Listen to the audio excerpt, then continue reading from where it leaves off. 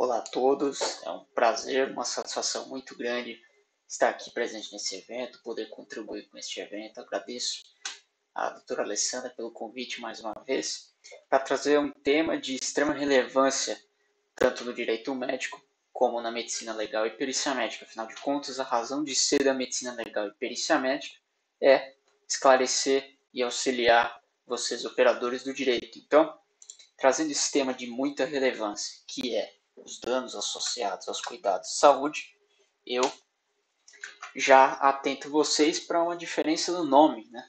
Não estou falando aqui de erro médico, por quê? Porque erro médico é um termo inadequado tecnicamente. Erro médico pressupõe culpa exclusivamente do médico, por exemplo.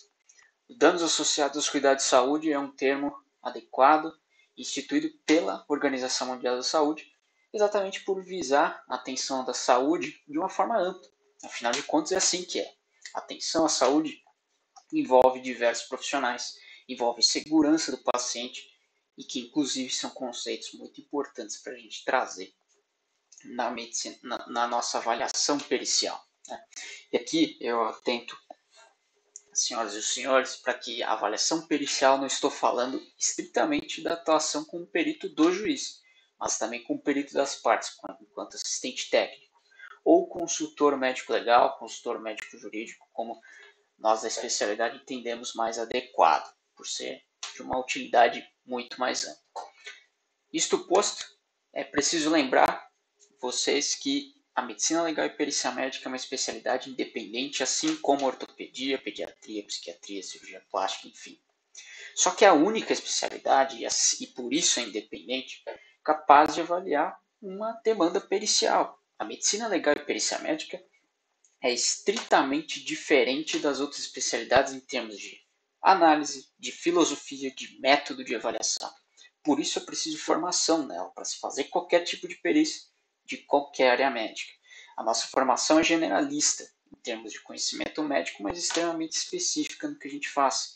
Por isso, na residência, por exemplo, passei por diversas outras áreas do conhecimento médico, exatamente por ter essa competência de avaliação geral. E é isso que importa. Do médico perito não se exige que saiba fazer uma cirurgia de apendicite, não se exige que saiba fazer uma artroscopia, um procedimento diagnóstico, uma articulação. A questão não é essa. A questão é saber traduzir, é saber escrever um bom laudo que seja útil a vocês, operadores do direito. Essa é a ideia da especialidade, é por isso que ela existe, é por isso que a especialidade do perito que vocês devem exigir tem que ser minimamente a medicina legal e perícia médica.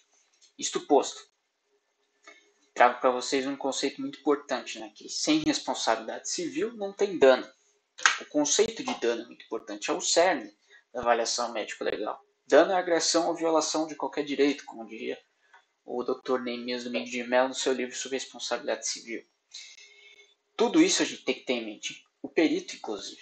O perito tem que ter 3 coisas em mente, basicamente, em qualquer avaliação de indenização geral, como é o caso do dano associado ao cuidado de saúde, por exemplo. Tem dano? A gente precisa dizer se tem dano. Esse é um cerne básico. Para que tenha dano, não basta dizer só isso. Tem que dizer se tem nexo de causalidade entre ação ou omissão da conduta da atenção à saúde, se existe nexo, relação entre isso. E estabelecimento de nexo tem critérios médico-legais, critérios tecnicamente científicos, já muito bem estabelecidos na literatura médico-legal. E também a gente tem que lembrar que culpa foge da análise do perito. Jamais o perito deve entrar na seara de imperícia, negligência ou imprudência.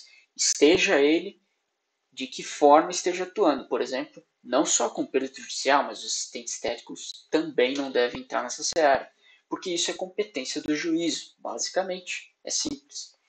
Esses são conceitos importantíssimos que o especialista em medicina legal e perícia médica tem que ter. Além disso, a gente tem que saber o que analisar no processo, certo?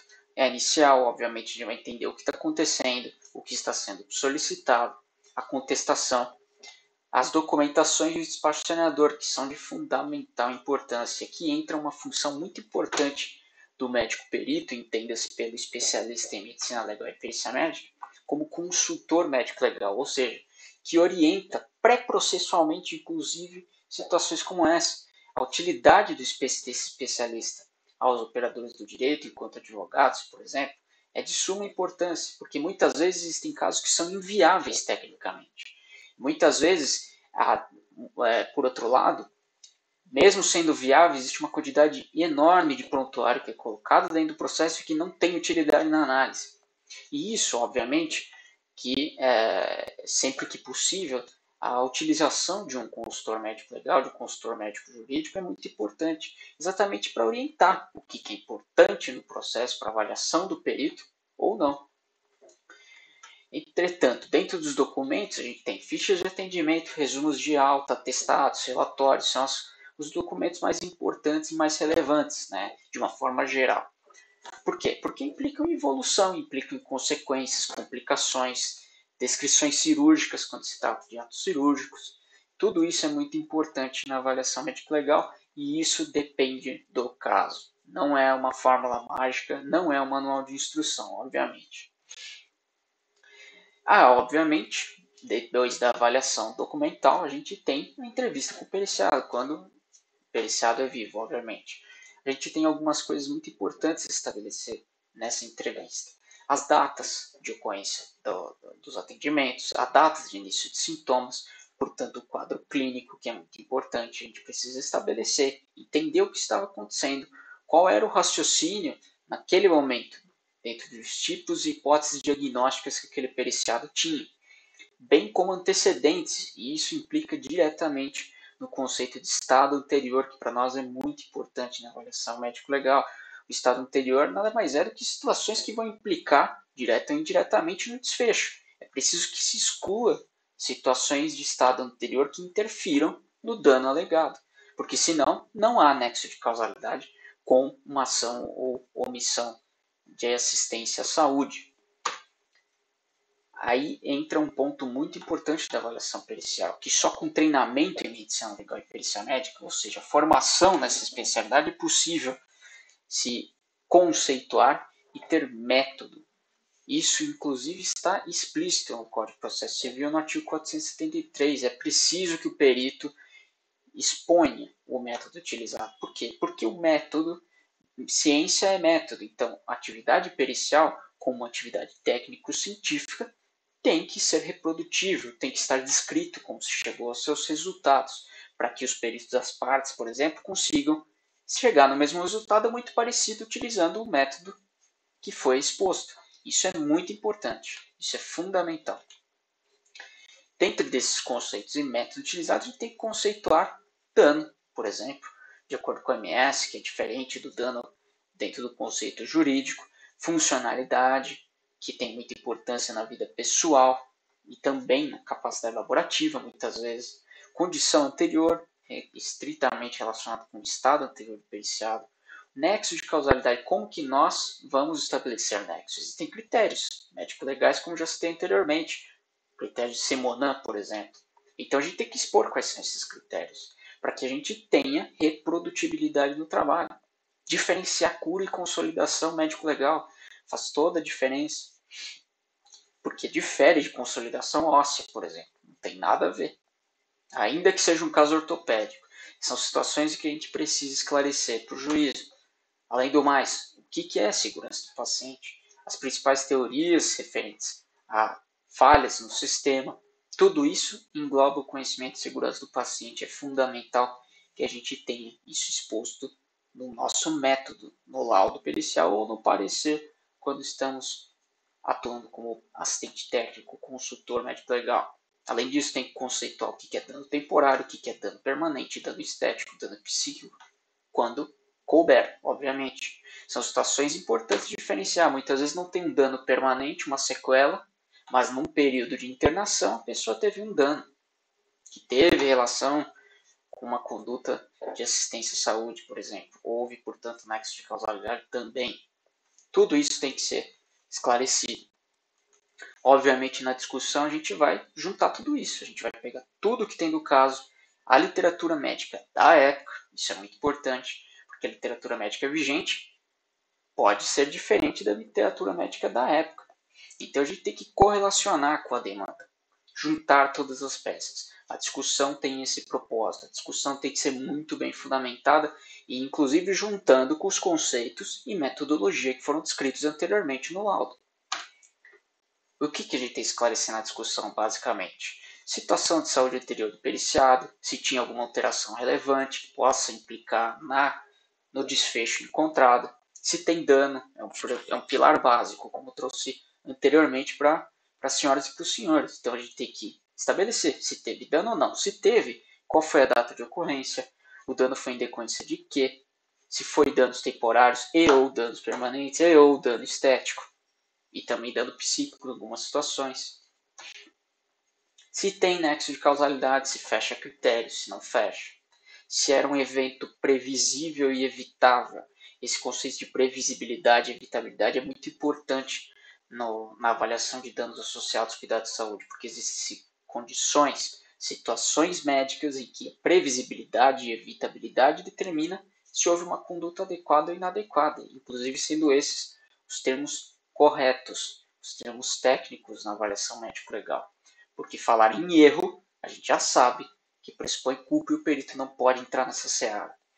A previsibilidade e evitabilidade implicam, claro, uma conduta inadequada, mas existem situações que são imprevisíveis e inevitáveis, por exemplo, que aí, obviamente, não entra em conduta inadequada, são situações que fogem do controle da equipe de saúde.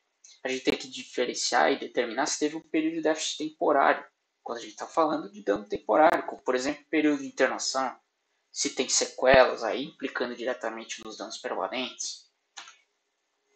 E a gente tem um ponto muito importante em indenizações dentro da avaliação médico-legal, que são a codificação do dano à pessoa. Existem diversos métodos para fazer isso. O método da Associação Médica Americana, da AMA, que é um método de codificação, inclusive em porcentagem, do quanto que implica, por exemplo, a perda de um polegar na mão, no membro superior e no corpo todo de uma pessoa, por exemplo. Se houve esse dano em decorrência de uma assistência à saúde, é possível quantificar isso em porcentagem para que o juízo tenha noção da gravidade ou não do quadro. Bem como os baremas português e francês, que são outros métodos, mas que também têm uma equivalência muito grande de resultados, têm o mesmo objetivo, só que metodologia diferente em termos de pontuação e não de porcentagem, por exemplo. E aqui eu coloco a tabela da SUSEP, que os senhores devem saber que se trata de uma indenização securitária. Muitas vezes é solicitado para que a gente faça uma codificação dentro da tabela da SUSEP. E é importante a gente dizer que não é o método mais adequado, porque está avaliando o dano de uma forma muito restrita, tabelada, e que não tem nada a ver com o dano à pessoa especificamente. As implicações de um dano à pessoa como um todo têm diferença. Então, se solicitado, obviamente o perito do juiz deve quantificar, mas é importante fazer essa ressalva. E é importante que se faça a quantificação do dano corporal, do dano à pessoa, nesses outros métodos, que são os métodos adequados realmente para isso. Claro que no nosso Código Civil não se tem esse enquadramento, mas em termos de técnica médico-legal, de adequação da ciência médico-legal, é muito importante a gente trazer isso, porque é a nossa função, esclarecer ao máximo o conhecimento médico para o bom uso e boa conclusão e julgamento na situação, na demanda que está sendo questionada. E na conclusão, obviamente, a gente vai juntar tudo, sumarizar, resumir tudo de forma objetiva, clara, coesa, respondendo aos questionamentos dos operadores de direito, do juízo, enfim. Claro que os quesitos vêm depois, né? E obviamente, com um bom laudo, um bom parecer, automaticamente as respostas vão estar dentro do corpo do laudo, e se a gente responde de forma muito mais objetiva, muito mais prática os quesitos formulados. Eu agradeço a atenção de vocês, é um assunto muito extenso, muito complexo, de muita dificuldade de avaliação médico-legal, cada caso é um caso, mas me fico à disposição, espero ter esclarecido um pouco desse mundo das indenizações na avaliação pericial e deixo alguns contatos e fico à disposição. Agradeço mais uma vez a oportunidade e disponibilidade de estar nesse evento. Obrigado.